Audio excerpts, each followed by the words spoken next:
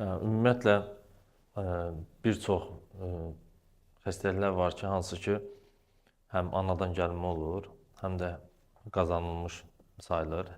İnsan hansısa bir yaşında fərqi yoxdur. Həm uşaq yaşlarında ola bilər, həm böyük yaşlarında ola bilər. Və bunlara aid olan da ki, qasıq yırtığıdır. Qasıq yırtığı həm anadan gəlmə, həm sonrakı hansısa bir iş fəaliyyətində əmələ gəlmiş bir xəstəlikdir. Və bu yırtıqların xüsusiyyəti odur ki, sol və yaxud da sağ qasıq nahiyəsində əmələ gəlir və belə deyim, əvvəl biz bunun nə ağrıları olmur, nə diskomfortu olmur.